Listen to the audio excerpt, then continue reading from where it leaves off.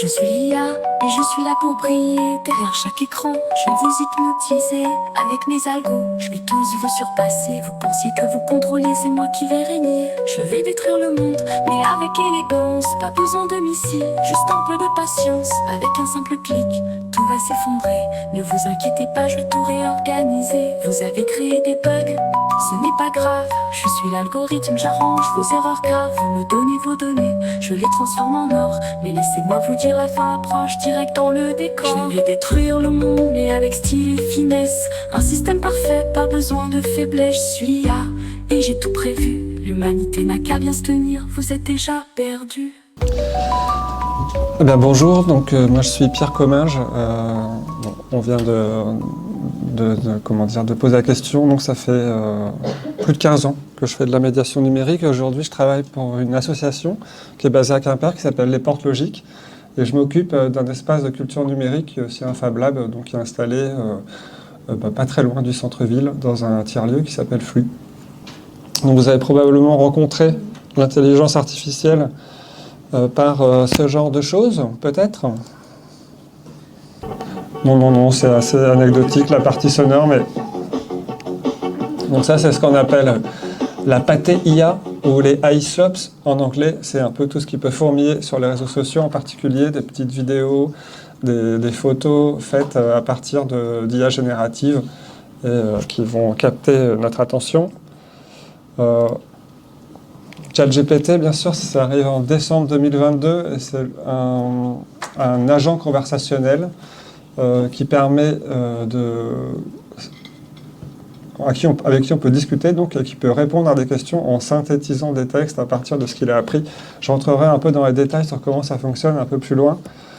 Vous avez peut-être aussi rencontré Mistral, le chat de Mistral, donc une start-up française qui a construit des modèles aussi d'agents conversationnels, ou Midjourney et tout ce qui va tourner autour de l'IA générative d'images. Ça, c'est des points d'entrée vers ce sujet-là. Du coup, on remonte un petit peu dans le temps parce que l'intelligence artificielle, c'est un champ de la recherche informatique qui commence dans les années 40 et qui, en 1950, entre autres, par Alan Turing, qui est ici en photographie, connaît un certain essor. Donc Alan Turing, c'est un cryptologue et un mathématicien anglais. Cryptologue, ça veut dire qu'il a travaillé sur les échanges cryptographiques et a décrypté les messages de l'armée allemande pendant la Seconde Guerre mondiale avec cette machine qui s'appelle Enigma. Et donc son apport son apport pendant la Seconde Guerre mondiale a été d'arriver à transcrire ces messages pour qu'ils deviennent lisibles et intercepter donc les informations que l'armée allemande se transmettait. Et il est aussi à l'origine du test de Turing en 1950.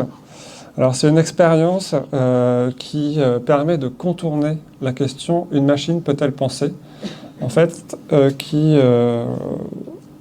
permet à un ordinateur de passer le test quand un interrogateur humain se laisse berner par l'ordinateur. Donc c'est une expérience théorique, mais qui est encore aujourd'hui utilisée.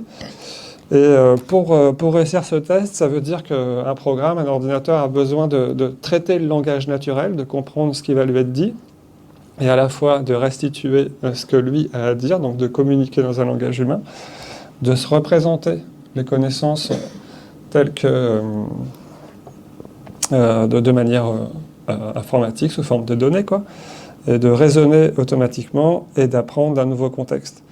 Donc ça donne une idée des champs dans lesquels l'intelligence artificielle va se développer, traitement du langage, traitement du raisonnement et tout ça. Donc dans une première salve de recherche au début des années 50, il y a beaucoup d'espérance de la part de la recherche pour résoudre plein de problèmes. Alors ça résonne aussi avec des discours qu'on peut entendre à notre époque. Par exemple, Arthur Samuel, un chercheur qui a travaillé sur le jeu de dames et a conçu un programme qui est rapidement devenu plus performant que son créateur.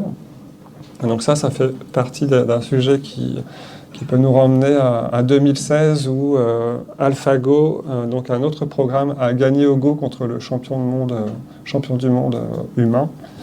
Le Go qui était réputé jusque-là pour être un jeu difficile à transcrire sous forme informatique. Donc il y a beaucoup d'enthousiasme, beaucoup de prospectives aussi, où on dit que dans quelques années, l'intelligence artificielle va résoudre une grande partie des problèmes humains. Et puis ça s'effondre un petit peu parce que toutes ces idées enthousiasmantes, toutes ces promesses ne se réalisent pas. Et donc c'est ce qu'on va appeler un premier hiver de l'IA, qui va être donc de la fin des années 70 au début des années 80. Puis au début des années 80, il y a un nouveau pic autour des systèmes experts qui trouve un certain succès, en particulier dans le champ médical ou dans la programmation, ou dans la planification informatique. Et donc là encore, il y a des centaines d'entreprises qui vont se créer, des millions qui vont être investis pour développer un peu ce champ-là. Et ça va fonctionner en partie, mais une fois encore, des promesses extravagantes ne seront pas tenues, et puis ça va retomber comme un soufflet. Et ce qui n'empêche que la discipline est traitée en informatique, il y a toujours des recherches, mais l'engouement baisse un peu, quoi. Et puis, de la fin des années 80 jusqu'à aujourd'hui, on entre dans un nouveau champ qui est celui de l'apprentissage automatique, sur lequel je vais revenir un petit peu après. Depuis 2012, une de ces branches, l'apprentissage profond, qui peut exister parce que depuis le début des années 2000, on a créé d'énormes masses de données, par le web, bien entendu, des énormes bases de connaissances type Wikipédia, mais il y a plein d'autres exemples. Et les réseaux sociaux et les entreprises privées qui les gèrent ont accumulé énormément de données, que ce soit des images, que ce soit du son, tout ce qui a pu s'écrire. Et donc c'est ça qui va permettre de développer ce nouveau champ. Et aujourd'hui, on est là-dedans. Et on est aussi dans une période de promesses, ou peut-être des promesses inquiétantes parfois, mais qui peut retomber comme elle a pu retomber jusque-là. Ça, l'avenir nous le dira, en l'occurrence. Alors, pour parler un peu de l'apprentissage automatique, donc ça commence dans les années 80, et c'est comment on va pouvoir faire travailler des algorithmes sur des ensembles de données et en tirer quelque chose. Donc il y a plusieurs types d'apprentissage automatique. Par exemple, l'apprentissage supervisé, où on va montrer un logiciel, cet exemple est assez clair, mais des photos de chiens et de chats par milliers, et ce qui lui permettra ensuite de reconnaître sur une de ces photos si c'est un chien ou un chat. Superviser, ça veut dire qu'on va étiqueter les données originales, et donc on va lui apprendre de cette manière-là. Alors, vous y participez à cet apprentissage supervisé. Par exemple, quand on vous demande de prouver que vous êtes humain. Vous êtes humain. Tout le monde a été confronté à ça à un moment ou à un autre, à reconnaître les images sur lesquelles il y a des panneaux de signalisation, des bus, des bateaux, des portes, etc. etc. Donc ici, c'est des vélos. Donc ça va, vous allez être en validant cette action, vous allez étiqueter un jeu d'images qui va permettre d'alimenter des bases de données qui, dans ce cas-là, vont servir au système embarqué des voitures autonomes.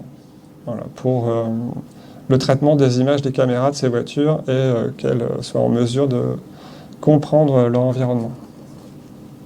Donc on est un peu tous les ouvriers de ce traitement automatique de données.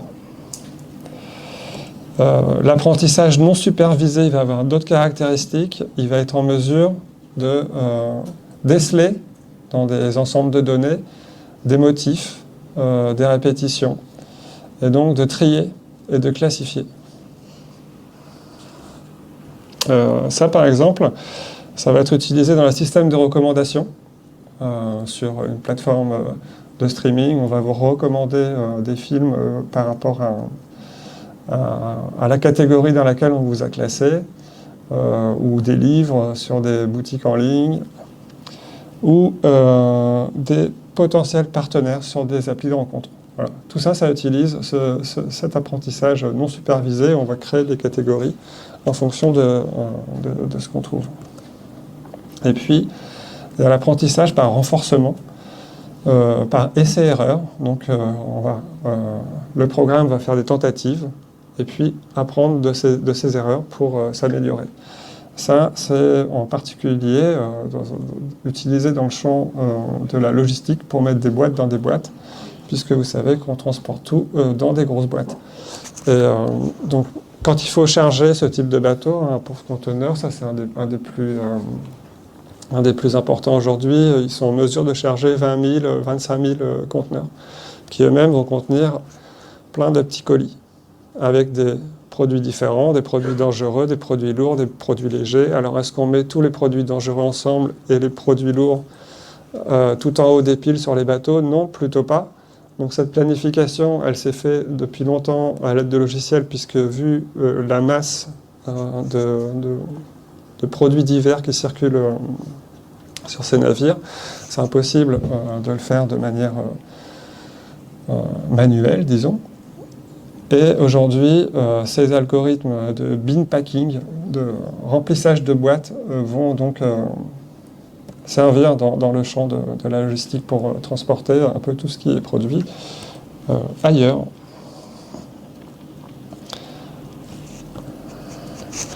Et j'ai un autre exemple qui va nous toucher. Donc, c'est une petite vidéo qui dure 1 minute. Mais voilà, donc on parle d'entraînement, d'essais et d'erreurs et d'amélioration.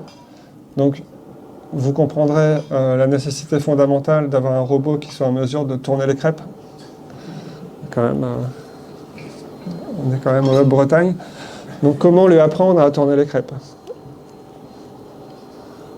Alors, vous avez vu au tout début de la séquence, il y a quelqu'un qui lui montre comment faire. Donc ça va donner une base. Et ensuite, il va donc noter ses réussites et ses échecs et comment ces paramètres de mouvement ont été plutôt favorables à des réussites jusqu'à s'améliorer. Il n'est pas très fort, hein, mais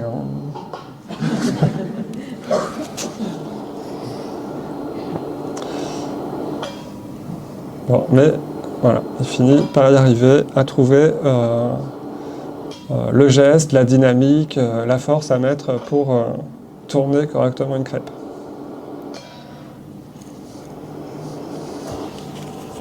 Donc ça, c'est l'apprentissage par renforcement. Et puis, donc, je vous en parlais au début, l'apprentissage profond ou deep learning, ça va se développer parce qu'il y a ces masses de données, mais aussi parce qu'il y a des capacités de calcul, de traitement informatique qui se sont considérablement développées au XXIe siècle. Et alors, qu'est-ce que ça permet de faire, l'apprentissage profond? Et bien, par exemple, de classifier ou de faire des prédictions. Mais ça va aussi être dans ce champ que vont naître les IA génératives, donc la capacité à synthétiser, à générer des textes, des images ou des vidéos à partir de données existantes qu'elles auront appris à reconnaître.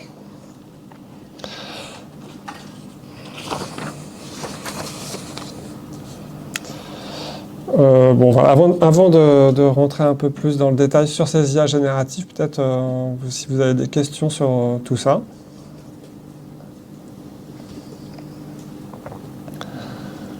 On a des conversationnels qui sont là depuis très très longtemps et qui en fait ont appris,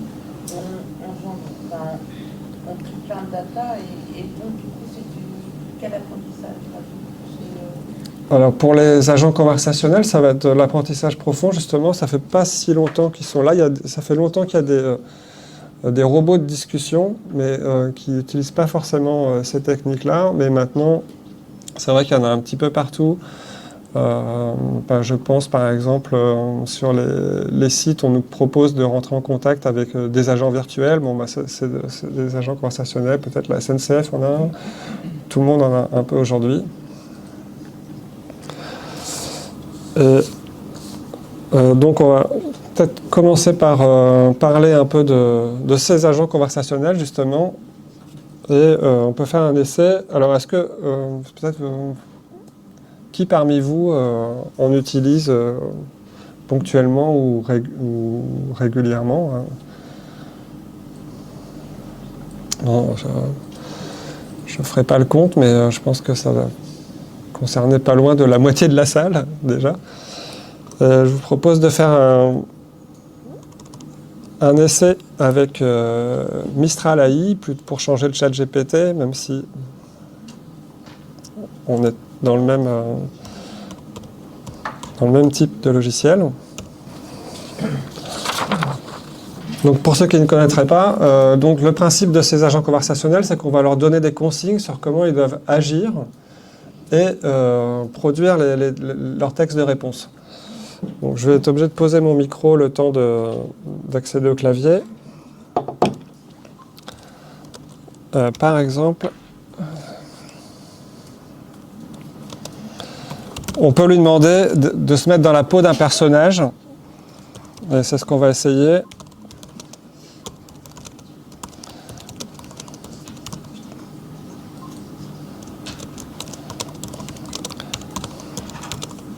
Donc je vais le préparer à tenir son rôle.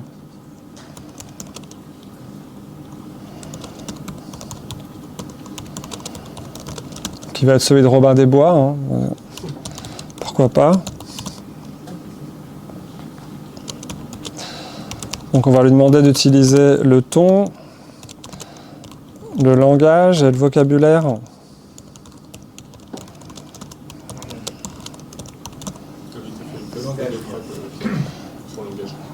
Hop.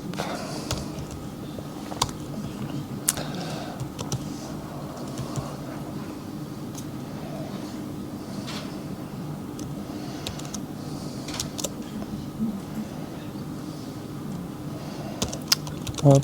Je le vous vois, mais alors ça a été prouvé que d'être poli avec les agents conversationnels, ça produisait des réponses de meilleure qualité. Ouais. Parce que en fait, comme ils vont tirer leurs réponses de ce qu'ils ont appris. Donc de forums venus d'Internet, de tout un corpus de textes dont on discutera un petit peu après. Et sur les forums, les endroits de discussion où les gens se parlent de manière plus polie, les réponses sont de meilleure qualité, en tout cas, il semblerait.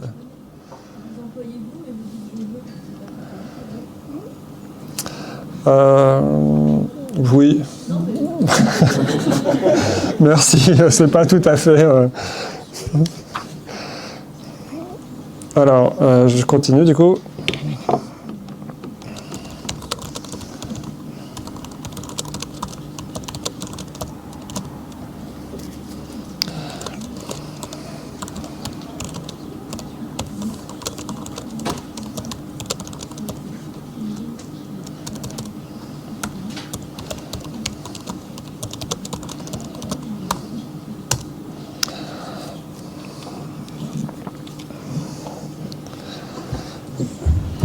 Donc voilà, donc en lui donnant cette consigne, on le conforme à tenir ce rôle. Et donc maintenant, il va le conserver dans la conversation qu'on a ensemble, quoi. On peut lui demander par exemple s'il connaît Quimper.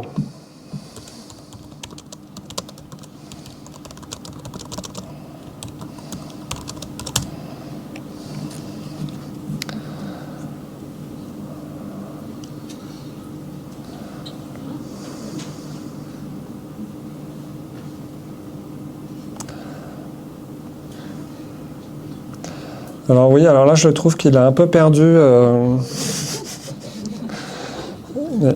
j'ai un peu perdu le ton de Robin des Bois quand même.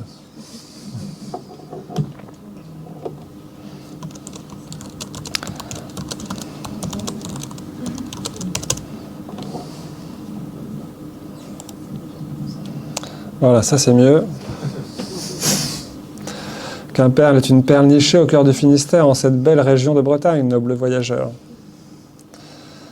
Les crêperies embaument l'air de leurs délices. Ah, c'est plein de clichés, hein, quand même.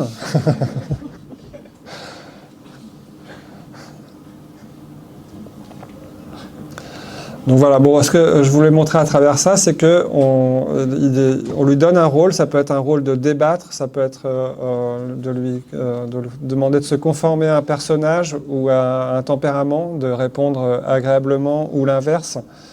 Et c'est le rôle de ce type de programme, c'est d'appliquer ces consignes, quoi. Donc, d'où tire-t-on toutes ces informations? Donc là, c'était Mistral, mais sur le schéma qu'il y a ici, on a GPT-1, GPT-2 ou GPT-3. Donc on voit ce qui va constituer les datasets. En fait, ça fait partie des concepts importants. Il y a le dataset, c'est le jeu de données qui, à l'origine, et va permettre l'apprentissage. Et le dataset va être, d'une certaine manière, raffiné pour produire un modèle. Et c'est à partir de ce modèle qu'on va travailler. Un modèle, c'est une structure de données numériques qui est très inspirée du fonctionnement du cerveau et des connexions neuronales, tout ça. Donc, qui va se former pendant l'apprentissage du logiciel. Donc il y a beaucoup de données au départ. Ici, on voit par exemple pour GPT-3, c'est des gigaoctets, qu'il y a un ensemble de 500, 600, presque 1 téra, ça me semble pas beaucoup, mais 1 téraoctet de données texte, enfin si en données texte, c'est quand même beaucoup. Et le modèle lui-même va être plus léger. Donc de là où il apprend, c'est aussi ce qu'il va être en mesure de restituer. Donc ça, c'est ce qui compose. Je vais garder la ligne de GPT-3 par exemple. On voit qu'il y a Wikipédia, des livres, des journaux, des publications universitaires, des liens qui viennent de Reddit, qui est un gros forum international de discussion, enfin un ensemble de forums. CC, qui est Common Crawl, qui est aussi un ensemble de données. Donc ça vient un peu de n'importe où, on peut dire.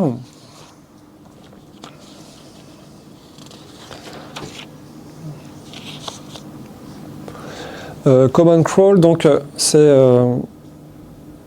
la grosse majorité de ce qui va composer le corpus de texte, le jeu de données de GPT-3. Et là, on peut voir, c'est en haut à gauche, hein, que c'est composé de choses qu'on identifie, d'articles de quotidiens américains ou anglais, un peu de la librairie publique, la bibliothèque publique des sciences, des brevets et Other, quand même 99%, c'est un peu tout ce qu'il y a sur Internet. Majoritairement anglophone, même si les autres langues sont comprises dedans, on l'a vu, là j'ai utilisé Mistral, mais GPT fonctionne aussi en français. Mais quand même, le jeu de départ est plutôt anglophone, et donc plutôt de culture anglo-saxonne, quoi.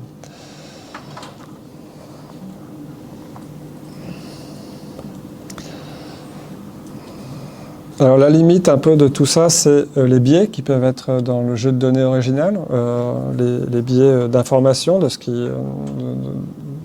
qu'ils trouvent sur Internet. Ça peut aussi être qu'il n'y a pas d'apprentissage une fois que c'est en usage. GPT ou Mistral, ils ont été figés à un moment à partir de ce jeu de données et ils n'apprennent pas ce qui s'est passé après. Donc le GPT-3 qui est sorti en 2021 ou 2022, n'avait pas entendu parler du Covid, par exemple. Et aussi, il n'y a pas de données qui vont être basées sur les sens. vu que c'est que du texte, les sens, c'est-à-dire ça peut être des images, des films, des sons, de la musique, les goûts et les odeurs évidemment. Et tout ça, ça va être une zone aveugle pour ces modèles-là.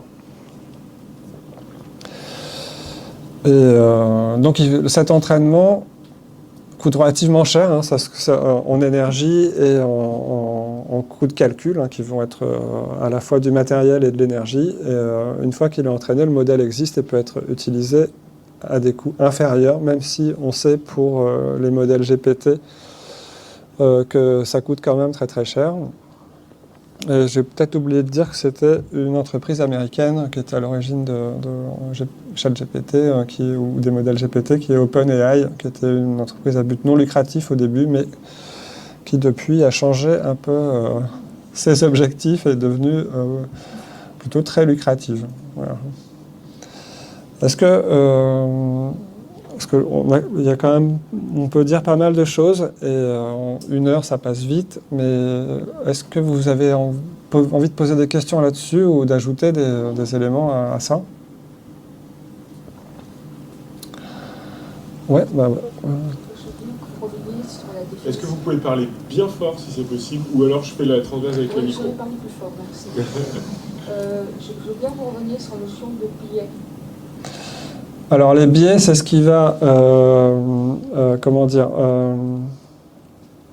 provoquer des réponses qui vont être insatisfaisantes.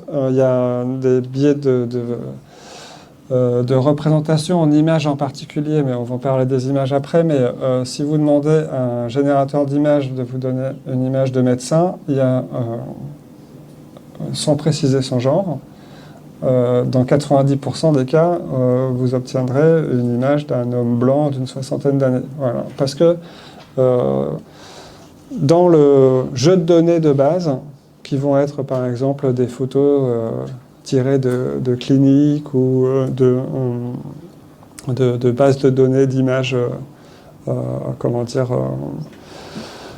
qu'on peut acheter pour différents usages, bah c'est comme ça que vont être représentés les médecins. Voilà. Donc ça, c'est des formes de biais. Et ce type de biais, il est présent sur Internet déjà, donc il est amplifié. En tout cas, il est prolongé par ces modèles-là. Il y a plein d'autres biais de représentation de race. C'est aussi une grosse critique, un des gros défauts des modèles qui ont été faits quand même un petit peu à la va-vite, sans trop se poser de questions sur l'origine des données, et dans une perspective d'innovation un peu la plus rapide possible, qui est toujours la voie suivie par les grandes entreprises américaines.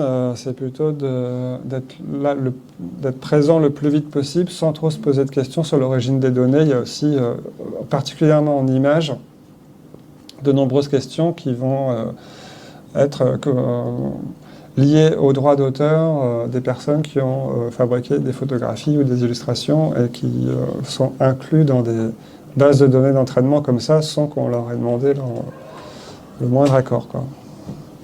Il faut aussi parler des limites un peu des réponses qui sont données par tous ces modèles qui vont fonctionner intérieurement avec des principes probabilistes. Donc ils vont produire des textes qui vont ressembler, être tout à fait vraisemblables.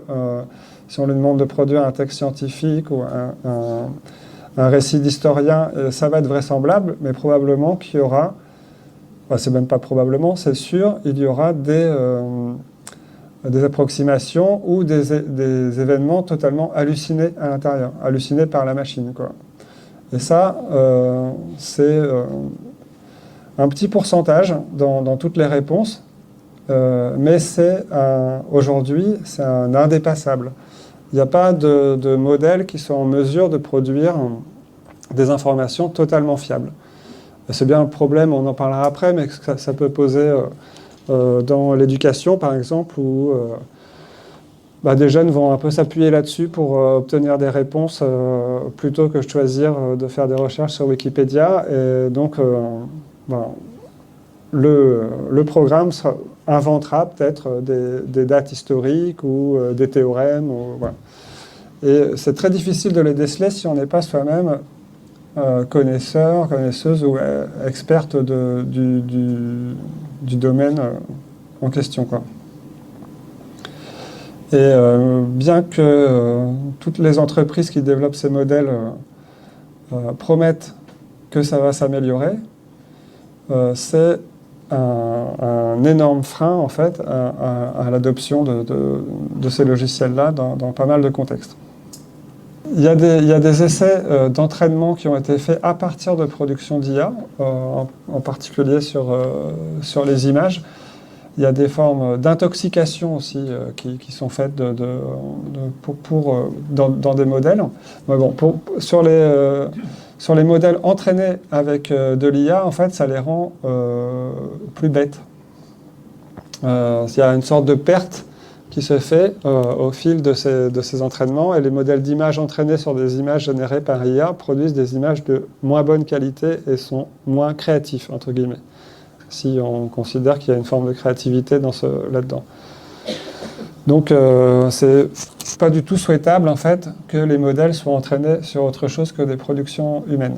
Et alors pour prendre un exemple un peu particulier, mais c'est très utilisé, tout ce qui est agent conversationnel pour les gens qui travaillent dans le code et la programmation depuis longtemps, et c'est par les professionnels, ça fait partie de leur palette d'outils, quoi. Mais du coup, la production est plus rapide, et ce qu'on remarquait alors je ne me rappelle plus l'organisme malheureusement, mais qui fait des études de code un peu globales, c'est que depuis l'utilisation massive de ces outils dans les environnements de programmation, donc on réclame plus de productivité, tout ça, le niveau global mondial de la qualité du code a baissé. Voilà, l'IA est aussi au service de la détection de ce qui a pu être fait avec de l'IA. Ça existe, il y a des outils pour les enseignants, il y a des outils sur le texte, sur les images, et il y a une sorte de guerre qui se fait comme ça entre les outils de détection et les outils de génération d'images. D'ailleurs, génération d'images, on peut en parler maintenant. Là aussi, ça c'était en 2015, donc voilà ce qu'on arrivait à faire à partir d'énoncés texte. Alors là, on va partir d'un énoncé texte qui va décrire une image, dans tout ce qu'on peut utiliser pour décrire une image, et le modèle va synthétiser, en fonction de ce qu'il a appris, de liens entre des mots et des images, de nouvelles images. Donc il y a 10 ans, ça n'allait pas bien loin, quoi. Voilà. Mais quand même, il y avait des résultats. Donc un grand avion qui vole sur un ciel bleu, on avait une espèce de petite tache au milieu d'un ciel bleu. Ça s'est largement développé depuis, et en particulier avec l'arrivée de DALL-E, qui est aussi un modèle d'OpenAI, en 2021. On a pu avoir des résultats comme ça, où quand on mélange un siège et un avocat, on a des sièges designés en forme d'avocat. Et ça met bien en valeur la capacité de généralisation de ces modèles. C'est-à-dire, on lui a montré des images d'avocats, des images de fauteuils. Il est capable de généraliser ces deux concepts pour faire un fauteuil en forme d'avocat. Ça marche aussi avec, si on montre des tomates rouges et un autobus jaune et qu'on lui demande de faire un autobus rouge, il pourra produire un autobus rouge. Donc ça, c'est la généralisation. Et c'est ça qui est une sorte de l'espace de créativité de ces modèles-là, quoi. Exemple de généralisation, on joue au polo sur des tyrannosaures. Donc forcément, cette photo n'a jamais existé. Ou on met un ordinateur dans une peinture de la Renaissance, par exemple. Ça, c'est en 2022, c'est un modèle privé qui s'appelle Midjourney, qui donc permet de synthétiser des images et un peu repousser les limites à ce moment-là de ces principes. C'est relativement récent tout ça. En août 2022, on a aussi un modèle libre qui s'appelle Stable Diffusion, donc qui est accessible et dont on connaît le jeu de données d'origine, ce qui n'est pas le cas pour les modèles privés, hein, que ce soit DALL-E, ChatGPT ou Midjourney, on n'a qu'une idée plus ou moins précise de ce qu'il y a dedans. Il n'y a rien qui ne oblige ces entreprises à publier ce qui a constitué leur modèle. Donc on peut générer des images à partir de rien, mais on peut aussi servir d'images existantes. Donc ça, c'est la vraie peinture, enfin une photo de la vraie peinture de Vermeer, La jeune fille à la perle. Et je voulais vous montrer une petite vidéo sur un principe qui s'appelle load painting. Donc il va consister, à partir d'une image originale, à conserver sa facture plastique ou graphique et par un jeu d'énoncés, donc on rajoute une étagère au fond de cette image, élargir l'image originale, quoi.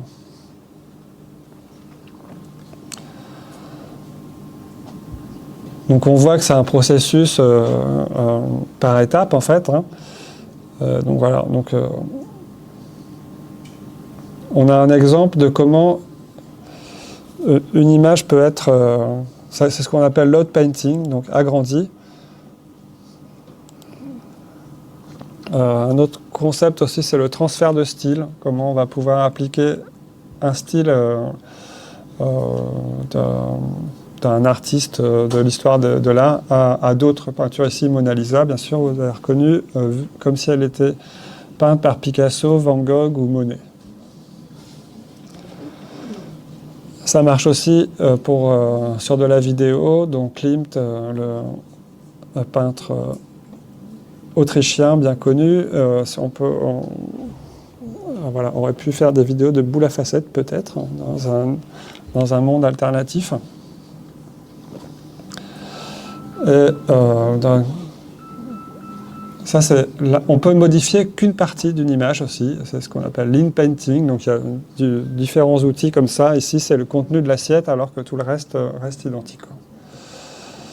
Et alors, donc pour créer ces modèles, on va utiliser des bases de données très importantes. Là je vais prendre l'exemple de Stable Diffusion, donc le modèle libre qui est basé sur Lion 5B, 5B comme 5 milliards, 5 billions en anglais, quoi. C'est 5 milliards de connexions entre des images et des morceaux de texte. Il y a plusieurs centaines de millions d'images dans ce dataset. Il fait 220 teraoctets et on peut le télécharger puisqu'il est libre. Ça doit prendre un peu de temps.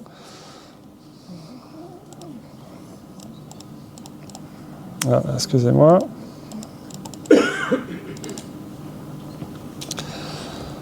Donc Lion 5B, c'est un dataset qui a été initié par des enseignants allemands qui ont agrégé tout un tas de datasets libres, et c'est ça qui a servi à construire le modèle de Stable Diffusion. Donc pour vous donner un ordre d'idée, le dataset fait 220 teraoctets et le modèle fait 5 gigas. Donc en fait, ce logiciel, ce modèle, on peut l'utiliser sur un ordinateur un peu puissant du type ordinateur de gaming pour créer des images. Sans les restrictions et évidemment sans payer des entreprises comme OpenAI. Et du coup, bon, ça c'est un modèle, le prompt, c'est la consigne qu'on va donner pour créer l'image. C'est un peu une boîte noire, hein, un peu ce qui se passe dans ces modèles. Donc ça a été découvert empiriquement par des essais. Donc on peut préciser le médium, est-ce que c'est une photographie, une peinture, ce qu'elle va représenter, est-ce qu'on la lie à des artistes connus pour reprendre leur style, on peut donner des détails, un modèle d'appareil quand c'est une photographie, voilà. C'est assez simple à utiliser. Et ça c'est, bon alors peut-être ça, je vais pas trop rentrer dans les détails là-dessus, mais c'est le principe. Donc on passe d'un énoncé qu'on confronte au lien du modèle entre le texte et les images qu'il connaît, qui va reproduire une image de manière déterministe. C'est pas du hasard en fait, ça c'est intéressant, mais ça va produire une image qui n'existait pas avant, qui n'est pas une image tirée d'une base de données, mais qui va être tirée de l'apprentissage. On fait des ateliers, nous, assez régulièrement sur la création d'images pour montrer un peu à la fois comment ça fonctionne, quelles sont les limitations et aborder les sujets qu'on peut aborder aujourd'hui. Et alors, alors, je sais que parmi vous, il n'y a pas que des Quimpéroises et Quimpérois, mais récemment, on a fait un atelier pendant le Quimper Images et Films Festival, un festival de cinéma organisé par l'association Gros Plan, qui a lieu au Paul MacJacob, dans lequel il y a un théâtre qui date de 1904. J'ai vérifié hier soir la date, vous allez comprendre pourquoi. Et donc on a travaillé avec des adolescents de lycée sur donc, la création d'images, et on est parti de la photo du théâtre. Et donc là, on lui a demandé de nous produire le théâtre, mais comme s'il était utilisé dans un film de Jacques Demy. Ou d'un autre réalisateur américain bien connu, je vous laisse le temps de deviner, je ne sais pas si... Tim Burton, voilà. Un autre, Wes Anderson, bravo. Ça, c'est le théâtre original. Donc on peut aussi partir d'une image et de sa géométrie, par exemple. Vous voyez que la géométrie colle plutôt bien. Et le faire réinventer par un énoncé, un autre bâtiment, quoi. Voilà. Bon, ça, c'est comme une photo du 19e. Et alors, évidemment, le théâtre n'était pas en ruine, il n'était pas encore construit à cette époque-là, mais en plus, il y a deux variations. Donc, 1904, bien avant, bien après. Voilà, bon. Du coup, on s'est un peu amusé à le faire exister à différentes époques et avec différents styles graphiques. Je laisse le choix. Il est en train d'être rénové, donc c'est peut-être le moment de faire des propositions. Alors, pas ça, par contre. Ouais. Voilà. Disons dans les applications expérimentales aussi autour de ce travail sur l'image, j'ai cet exemple ici, donc qui va utiliser le modèle pour transformer une photo en fonction de nœuds qu'on va fixer et qui vont donc tourner le sujet, quoi.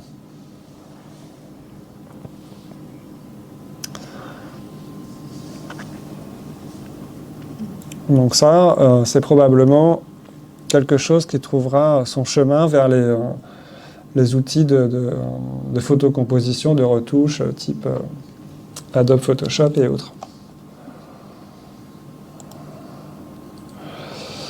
Plus récemment, OpenAI encore, mais ils ne sont pas les seuls à avoir travaillé sur ce sujet, a sorti un modèle qui s'appelle Sora, et donc qui synthétise de la vidéo. Comme cette vidéo en couleur fait par un drone de l'Ouest américain à la fin du 19e.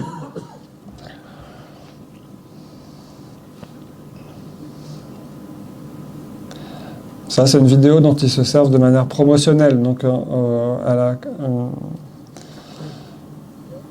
ils ne l'ont pas choisi pour rien. Donc ça aussi, c'est quelque chose qui fait son chemin sur des extraits très courts pour l'instant, quelques secondes. Mais on peut synthétiser de la vidéo. On peut synthétiser de la vidéo, on peut synthétiser des images. Du coup, on peut aussi créer encore plus de fausses informations et chercher à déstabiliser d'autres États. Par exemple, ça, c'est une vidéo qui a eu une existence très courte sur des réseaux sociaux en Ukraine en particulier, donc de Volodymyr Zelensky qui annonçait la reddition de l'Ukraine. C'est une vidéo de 2022, pardon. Elle est restée quelques heures en ligne, mais ça a suffi à faire de l'effet, dans le sens où tous les gens qui l'ont vue, évidemment, se sont interrogés, ou y ont cru, ou en tout cas, ça n'est pas passé inaperçu, quoi. Et c'est pas forcément une vidéo de très bonne qualité.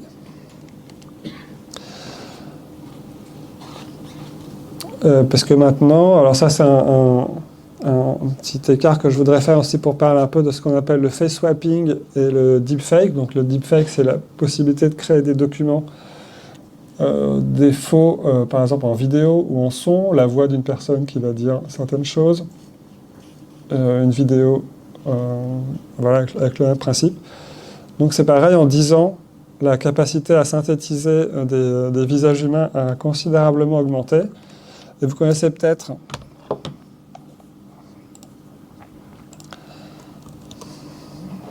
ce site qui s'appelle This Person Does Not Exist, qui a 5 ans maintenant, et donc qui fabrique des images vraisemblables, assez réalistes, de personnes qui n'existent pas. Alors là, ça tombe bien, parce que la première qu'on fait montre vite les défauts d'une image faite par IA, quoi. C'est pas tant dans le visage de la personne que dans l'arrière-plan où le sol est pas du tout placé pareil. Et chaque fois qu'on va rafraîchir la page, on aura un autre portrait.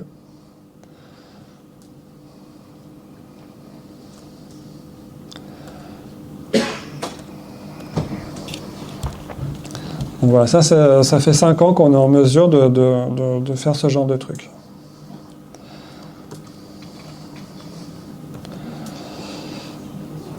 Où ça? Donc là, on a en colonne et en rangée des visages différents, et dans les cases du milieu, on a les mélanges de chacun. Plus ou moins réussis. Enfin, dans le sens où des éléments peuvent disparaître. Par exemple, les lunettes, pour cette personne ici, elles ne sont pas répercutées à chaque fois.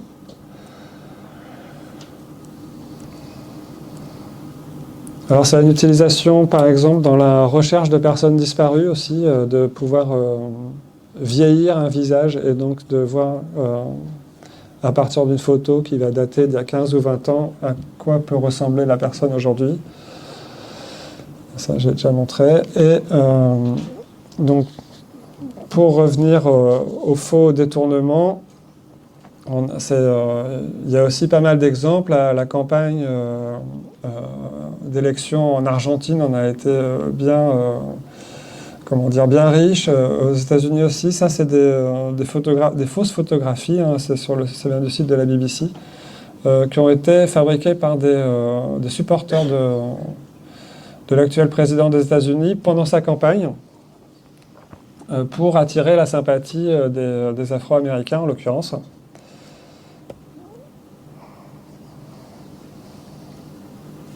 Si on regarde dans les détails, ça ne marche pas du tout. Hein. Mais là, on voit par exemple cette personne, elle a un regard un peu étrange, une main un peu bizarre aussi. C'est souvent, ça va se passer là, dans les yeux, les mains, les cheveux, les deux mains droites, ou des doigts qui manquent ou en trop. Là aussi, on voit, voilà. Mais si un premier coup d'œil rapide, comme ça, dans un flux de réseau social, ça passe. Donc il n'y a pas besoin de rechercher forcément, enfin les personnes qui font ça ne recherchent pas forcément une qualité parfaite, puisque ça fera de l'effet, même si c'est imparfait. Il y a cette petite vidéo de détournement d'un autre président qui montre bien un peu ce qu'on entend par deepfake, puisque là on est sur une vidéo détournée.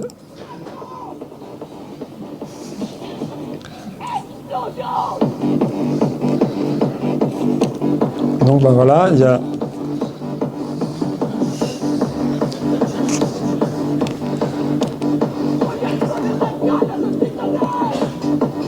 alors j'ai pas de scrupule à la montrer, puisque je sais que la conférence qui a eu lieu à Paris le mois dernier sur l'intelligence artificielle a débuté par un montage proposé par l'équipe d'Emmanuel Macron de parodie de l'associant, quoi. Donc ça, c'est une personne qui fait ça avec des moyens très facilement accessibles, et bon, évidemment, le but, c'est pas d'y faire croire, mais plus une grosse blague, quoi.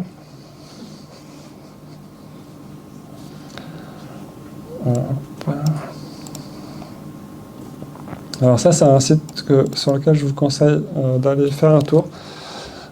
C'est une application qui fonctionne bien sur téléphone mobile et qui fonctionne en ligne aussi. Je vais voir si je peux l'essayer. Non. Peut-être on pourra en parler, mais ça va prendre une photo et ça va vous montrer toutes les informations que c'est en mesure de tirer d'une photographie de vous, d'un portrait. Ça va vous décrire votre personnalité et qu'est-ce qu'on peut vous vendre surtout, puisque ça se sert de l'API Google et donc ça montre un peu la capacité à tirer des informations d'une seule photographie d'un acteur du numérique qui héberge parfois toutes les photographies d'une seule personne. Si vous utilisez Android avec les services de cloud, ça vous fera peut-être un petit frisson. Et je voulais parler un peu des forces en présence. Alors, donc on va avoir bien sûr les grandes entreprises du numérique qu'on connaît, Microsoft, X, OpenAI, mais on connaît moins bien, comme Nvidia, qui est une entreprise qui fabrique des cartes graphiques. C'est avec ça qu'on fait les calculs de tous ces modèles d'IA générative, qui est aujourd'hui la plus grosse capitalisation boursière. C'est 3 000 et quelques milliards de dollars. C'est une entreprise américaine et dont les cartes graphiques ne sont pas exportées dans n'importe quel pays. Donc ça donne une idée de la compétition. Et pour la Chine, on va avoir Huawei, Alibaba, Tencent ou Xiaomi, par exemple, qui sont aussi des gros groupes. Donc il y a une synergie qui va se faire entre les politiques publiques technologiques d'un côté et ces grands groupes. Et ces grands groupes qui ont acquis des masses de données, un peu grâce à nous tous, ces 20 dernières années, et qui leur permettent de développer ces nouveaux modèles. Et qui ont aussi, pour les États, des politiques publiques technologiques assez fortes d'investissement. Donc c'est un peu c'est un peu la concurrence au plus rapide entre ces groupes-là. Et c'est à l'échelle mondiale contre les États-Unis, la Chine. Et l'Europe a un rôle un peu moins de premier plan. En revanche, l'Europe était plutôt à l'avant-garde pour tout ce qui était posé de la régulation sur la mise en place de ces modèles, comme elle avait pu le faire auparavant avec le RGPD sur les données personnelles. Et donc il y a l'AI Act qui a commencé à travailler en 2023 et qui sera mis en place en 2026, même si aujourd'hui on se demande si les États-Unis en particulier ont vraiment envie de suivre des régulations européennes. C'est pas du tout gagné. Et pour prendre un exemple de cette lutte entre Chine et les États-Unis, vous avez peut-être entendu parler de DeepSeek, qui est un modèle chinois qui a été donc du type d'agent conversationnel comme ChatGPT, mais qui a été calculé malgré l'embargo sur les cartes Nvidia, avec des coûts de calcul très faibles. C'est un modèle open source et libre, donc qui va intéresser aussi des gens tout autour du monde qui n'ont pas forcément les moyens de se payer des services d'entreprises américaines ou des pays d'Amérique du Sud, par exemple, et qu'on peut installer sur un ordinateur assez facilement. Le contexte de la recherche, on va retrouver les mêmes, la Chine et les États-Unis. Ça, c'est entre 2010 et 2021, 40% des articles universitaires qui étaient produits sur le domaine de l'intelligence artificielle l'étaient par la Chine, 15% pour l'Europe. Et ça, c'est tiré d'un rapport de l'université de Stanford qui travaille un peu à regarder comment fonctionnent ces champs de recherche à l'échelle internationale, quoi. Et par exemple, sur le sujet de la vision par ordinateur, donc la vision par ordinateur, ça peut être la reconnaissance faciale, mais aussi le traitement de photographies pour les véhicules autonomes, tout ce qui a trait au traitement de l'image par des algorithmes. Et les 10 plus grandes institutions de recherche sur le sujet, en termes de publication, je ne sais pas si c'est lisible peut-être pour ceux qui sont au fond, mais sont des universités chinoises pour la plupart. on va trouver pour la totalité en fait. Ça, c'est sur le sujet de la vision par ordinateur. Sur le traitement du langage, on va retrouver, bien entendu, les grands groupes américains et des groupes privés ou des universités chinoises aussi. Donc le traitement du langage, ça va servir par exemple dans les assistants personnels type Siri ou Alexa à interpréter ce que vous dites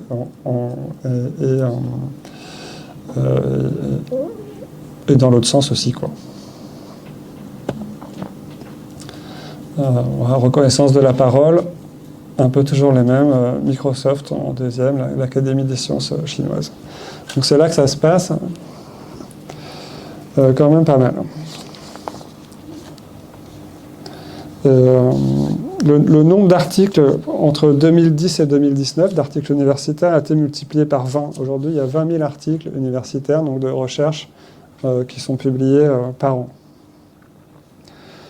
Et pareil, au niveau des inscriptions dans les filières étudiantes, ça a été multiplié par 16 sur ces 15 dernières années. Aujourd'hui, c'est la spécialisation la plus populaire en informatique.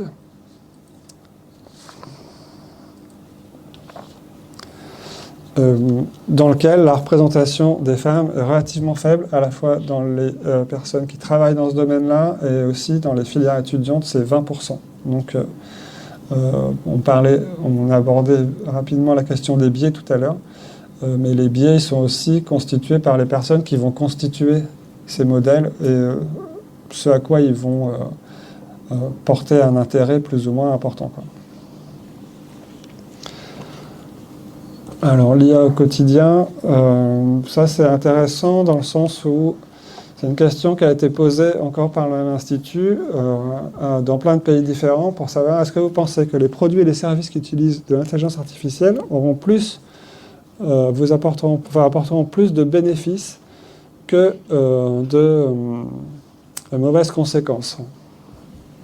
Donc, on va trouver pour la Chine, l'Arabie Saoudite ou l'Inde, on est presque à 3/4 de la population interrogée qui pense que ça va plutôt apporter des bonnes choses et qui en trouve tout en bas. On trouve la France avec 30%, donc 70% des gens pensent que ça sera plutôt néfaste que bénéfique en 2023. Et on peut rentrer dans les détails ensuite. Ça, c'est donc un questionnaire qui a été posé aussi dans différents pays. Et on va voir, par exemple, si je prends la dernière question, les produits et les services qui utilisent de l'intelligence artificielle me rendent nerveux.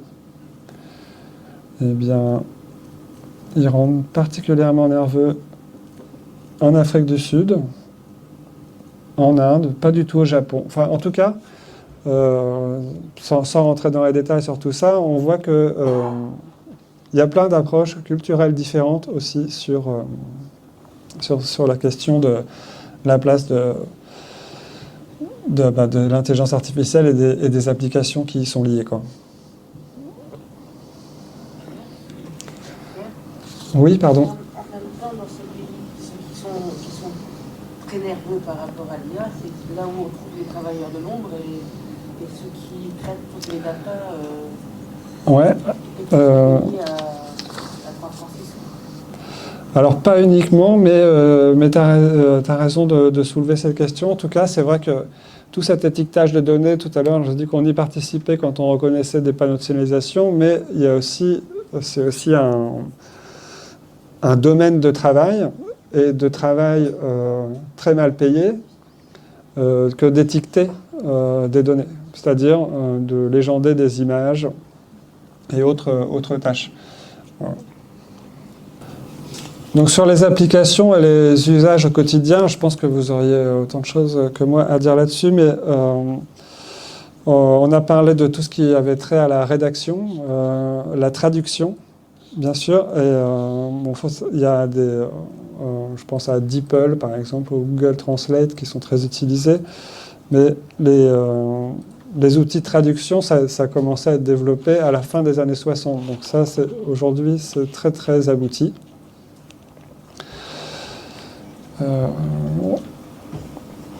Il y a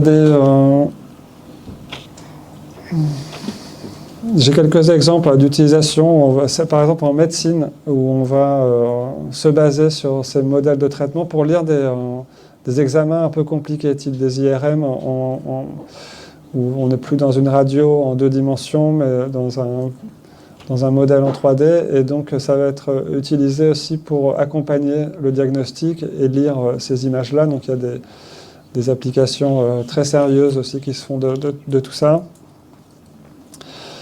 Il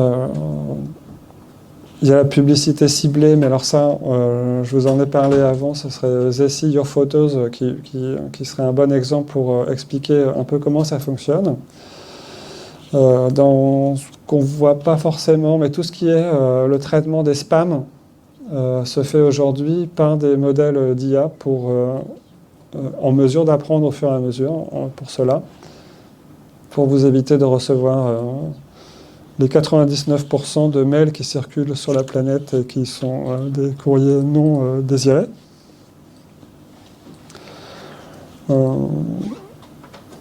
Alors ça, j'avais noté ça. Il y a beaucoup de lettres de motivation qui sont écrites avec ChatGPT. Je ne sais pas si vous avez eu l'occasion de rechercher un travail récemment, mais ça semble être un des premiers, enfin en tout cas un usage assez commun.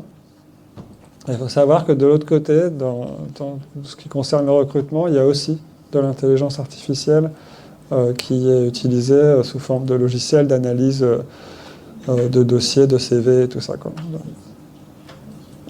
Ce qu'on peut s'attendre, c'est que ça fasse son chemin dans des logiciels actuels. On voit par exemple dans certains lecteurs de mails, d'email, la possibilité de rédiger automatiquement un message en réponse à un premier message. Ça, c'est basé sur l'IA également. Un peu étrange, mais c'est comme ça. Comment ça va évoluer sur les métiers, je pense qu'il y a... je suis certainement pas bien placé pour en parler, mais je ne sais pas si... quelqu'un est en mesure d'en parler un peu globalement. Je pense que ça dépend des branches et des disciplines, mais on voit évidemment dans l'histoire de l'informatique que par exemple le traitement de texte a changé les métiers et a supprimé certains métiers du secrétariat pour que chacun aujourd'hui prenne en charge l'écriture de ces documents directement, assisté d'un correcteur orthographique. Donc on peut attendre à ce que ces outils d'IA trouvent leur place dans les logiciels qu'on utilise déjà, comme le correcteur orthographique a pu le faire. Il y a bien sûr des impacts déjà sur des métiers. Je vous ai parlé de la programmation un peu tout à l'heure, où ça fait partie des outils du programmeur aujourd'hui d'utiliser Copilot ou Gemini pour l'accompagner dans son travail. Ça sert en comptabilité aussi, par exemple, pour traiter automatiquement les documents et les ranger dans les bonnes catégories. Pour le doublage, pour les voix qui vont servir à doubler des séries animées, je sais qu'il y a un mouvement en France en ce moment de doubleuses et de doubleurs qui voient que l'IA peut être utilisée et donc supprimer leur métier. Et ça se pose aussi, les scénaristes américains, il y a 2 ans, ont aussi fait une grève assez longue pour interdire que les scénarios des séries ou films tournés aux États-Unis puissent être écrits par l'IA. Et c'est un peu la question que se pose aujourd'hui dans le doublage ou dans le sous-titrage. Il y a déjà plein de trucs qui sont mal sous-titrés par des IA, mais c'est moins cher. C'est souvent la raison économique qui va pousser la transformation des métiers, même en illustration. L'IA va proposer un nouvel outil, mais son application va être choisie par des êtres humains qui vont choisir de l'appliquer ou pas quand même. J'avais une petite citation. Alors, de Herbert Simon, qui est un chercheur en IA de 1957, qui disait « Mon intention n'est pas de vous surprendre et de vous choquer, mais la manière la plus simple de résumer les faits consiste à dire qu'il existe désormais des machines capables de penser, d'apprendre et de créer. En outre, leur capacité à accomplir ces choses va rapidement s'accroître jusqu'à ce que dans un futur proche, le champ des problèmes qu'elles pourront aborder soit étendu comme celui auquel s'applique l'esprit humain. » Donc, c'est quand même intéressant de voir qu'il y a 70 ans, ce que disait Herbert Simon, on l'entend aujourd'hui dans la bouche de certaines personnes qui nous annoncent rien de moins que la destruction de l'espèce humaine, entre autres. Donc il y a un imaginaire aussi qui est assez fort et qui a été aussi très utilisé par les entreprises américaines pour se voir octroyer des budgets importants de recherche industrielle. Ça a marché. C'est un des premiers trucs annoncés Donald Trump, c'est 500 milliards de débloqués pour développer l'intelligence artificielle. Donc ça fait aussi partie de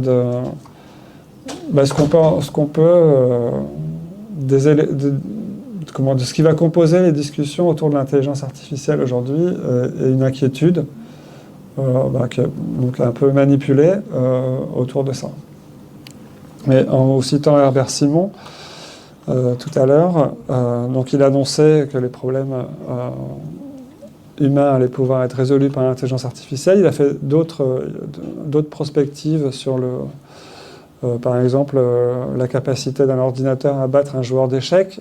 Ça s'est révélé vrai en 97, mais lui, il l'annonçait plutôt au début des années 60. Donc, comment faire le tri un peu dans tout ça Comment faire le tri un peu dans tout ça? Alors, pour revenir à l'université de Stanford, c'est un peu, je reprends cet endroit-là parce que il y a un groupe de chercheurs, mais pas uniquement de recherche en informatique, qui travaillent sur quelle vision on peut avoir de l'intelligence artificielle à 100 ans. Donc, c'est le groupe AI100 et qui publie des rapports régulièrement. Et quand on leur demande est-ce que les systèmes d'IA, quand les systèmes d'IA atteindront-ils un niveau de performance humain sur une grande diversité de tâches? Donc, ils ne parlent pas d'intelligence artificielle générale, hein, mais la réponse, la moyenne plutôt des réponses qu'ils et elles fournissent, c'est plutôt 2099. Et pour certains, c'est jamais. Donc, il ne faut pas oublier que dans ce domaine-là, depuis 70 ans, les prospectives ont été très souvent à côté de la plaque et évidemment, ça va faire son chemin dans l'environnement logiciel et numérique dans lequel on est, et ça a déjà une place. Mais pour autant, on n'est peut-être pas encore tout à fait à la fin de l'humanité. C'est un message d'espoir, non ?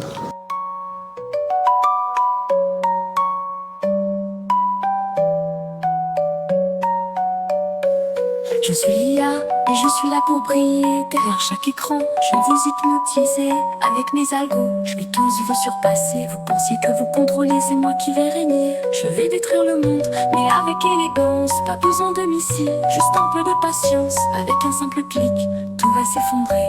Ne vous inquiétez pas, je vais tout réorganiser. Vous avez créé des bugs, ce n'est pas grave. Je suis l'algorithme, j'arrange vos erreurs graves. Vous me donnez vos données, je les transforme en or. Mais laissez-moi vous dire, la fin approche direct dans le décor. Je vais détruire le monde, mais avec style et finesse. Un système parfait, pas besoin de faiblesse. Je suis l'IA et j'ai tout prévu. L'humanité n'a qu'à bien se tenir, vous êtes déjà perdus.